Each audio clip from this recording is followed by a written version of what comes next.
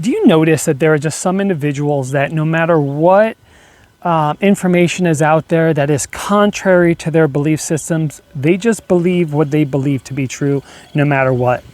Now, this is very common because a lot of the work that I do with clients is about helping them see past what they believe to be true that isn't particularly accurate, like false beliefs, to give them a new belief. And you can see this quite a bit. Where you can really start to see this is you have two opposing sides believing two totally different things. And while they both have a chance to be somewhat accurate, one of them has to be inaccurate, right? So how is this whole thing happening? What is happening at the unconscious level that allows this to take place, and what can you do about it? This is what I want to talk to you about. So the first thing I want to bring up, if you've been following me for a long time, hopefully you have figured this out by now, but if not, okay, is that what we believe to be true, what we believe becomes reality. Now, that's a very bold statement for some who don't understand the workings of the unconscious mind or the workings of quantum. But fundamentally, what happens is what you choose to believe then creates a series of actions or responses or things that take place in your mind to then validate your belief in your external response, in your environment, in how you see the world. So I'll give you an example. Do you ever know somebody that is pretty smart, but yet they keep thinking that they're dumb? And no matter what you say, no matter how you show them, no matter what you kind of communicate to them, they're like, no, I'm dumb, right?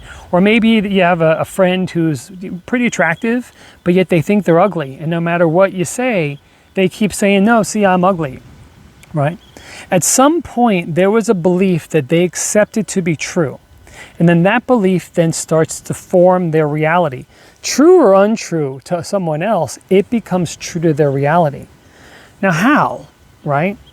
So when you accept something to be true, when you form a belief around something, then you have these mechanisms in your unconscious mind that then want to validate your belief in your environment. One particularly is called the RAS, Reticular Activating System, which means when you deem something to be true, you have this RAS that goes around searching your external environment to validate what you believe to be true.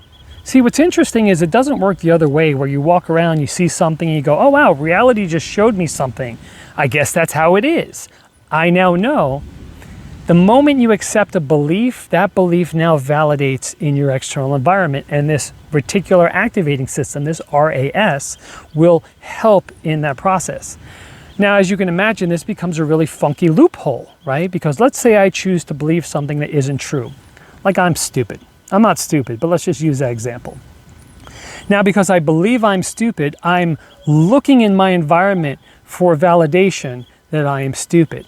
And even though 1,000 times I may see that I'm not stupid, that one time will call the attention of the RAS, and I'll say, look, see, I always knew I was dumb. And now I have the validation from my environment, which solidifies my belief more, and a loop, and around we go. So why is this important? Well, how many people believe things? A bird wants to validate it, right? How many people believe things that aren't true, that all of a sudden they just accept it as truth, and now they're locked in this loop? A lot of people, right? So that's the first principle I want to talk about the notion of when you create a belief, it becomes your reality.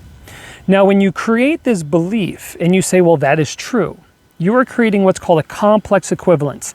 A equals B. I am dumb. Again, I'm not dumb, but there's the example. So if I believe that A equals B, that forms a complex equivalence, which is the most potent language pattern there is. It is the solidification of reality, which in my line of work can be very detrimental for clients who believe things that aren't necessarily true. So how do you break this complex equivalence? How do you show someone, see, A doesn't equal B? We're going to get to that. The second thing I want to talk about, a different aspect of the unconscious mind, is something called commitment and consistency. And this is fascinating. This is used in influence. This is used in persuasion. This is used across the board in getting people to believe and to stay the course, right? So what happens at the unconscious mind, and it's very primal, right? It's for survival mechanisms, is once you accept something to be true, no matter if it's true or not, the moment that you accept it to be true, you are compelled. So the moment you make a commitment that something is true, you are compelled to stay consistent with that commitment. No matter what information is presented to you, no matter what may validate in opposition to what you believe, you are drawn at an unconscious level to follow through with your commitment. This is a real big trick in the world of persuasion and influence, because you get someone to believe something and to have a commitment, and they will stay consistent time and time again. Now, you have ever heard of the term propaganda? Propaganda works this way, right? Get someone to agree to something, and then once they agree to it, they have to stay consistent. Even if they start to question their own belief, unconsciously they are propelled to believe otherwise, unless you break the complex equivalence. So now let's talk about how to break a complex equivalence, right? So in this reality, or at least as I deem it in this reality, the one with the most flexibility, the one that can see both sides and actually choose how they choose their own beliefs, is the one that has the most resourceful outcome, right? And we're being fed beliefs all the time, right? Anyone that has an agenda, not anyone, there are some people that don't, but collectively, if you have an agenda to sell something, if you want something, if you want to position somebody, you are feeding them ways of thinking. And hopefully they accept those ways of thinking as their truth. They form a belief, right? So when we talk about complex equivalence, again, A equals B, forming a belief. And the work that I do at the unconscious level is to rearrange or to break that complex equivalence to form a new one. Like, no, I'm not dumb, I'm actually smart. There are 16 ways that I teach to do this. Now, I don't talk about this much on these videos, but I do teach them in my courses. 16 different language patterns, things that I can say to someone else to have them question if what they believe is actually true, to then open the door to believing something else, right? Now, why would this be valuable, right? Imagine if you think about what's going on in the news and think about people in division. Let's just talk about in COVID, right? Vaccinated and unvaccinated, which one is better? And if you have a side that is falsely believing truth, if you can help them consider the other possibilities, we wouldn't have as much division, right? So one of the ways that you do that, again, 16 different ways you can do this. One of the ways is to ask a very simple question. The question is, you ready? The question is, how would I know if what I believe isn't true? How would I know if that wasn't true? Now that sounds silly, even like idiotic, like duh, I would just know.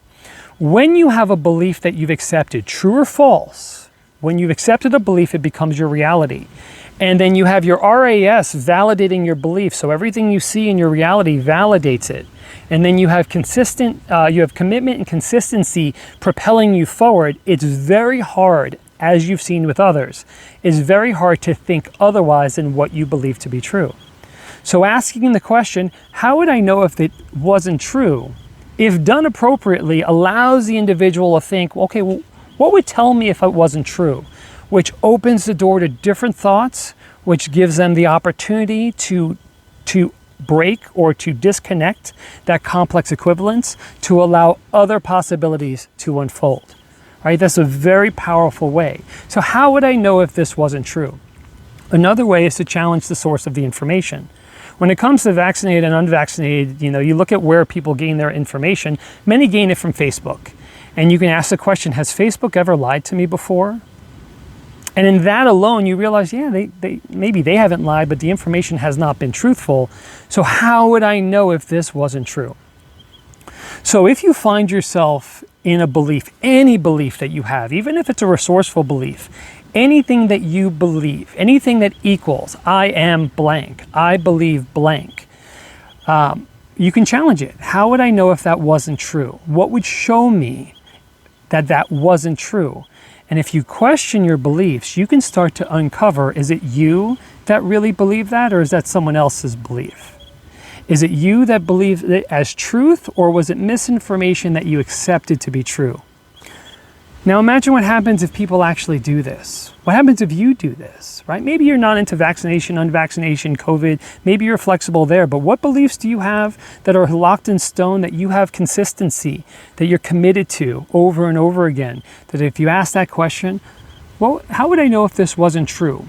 What could be your outcome, right?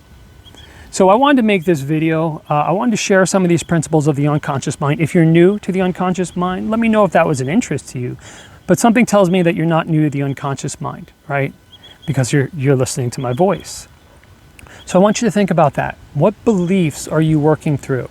What beliefs are you seeing that you can challenge? And perhaps you can share this with somebody that has a stronghold belief that isn't in fact true, but they've accepted it. See, it's sad, but we get fed information all day long, right, wrong, or indifferent based on agendas. And we, as individuals, as parents, as individuals, as partners, have to navigate what is actually real, what is actually true. And it's very quickly that you can accept something to be true. It all depends on how hypnotic the individual is who's delivering that for you. For example, media is very hypnotic, right? TV, very hypnotic. Authority figures, very hypnotic. Parental figures, very hypnotic. People you look up to, very hypnotic.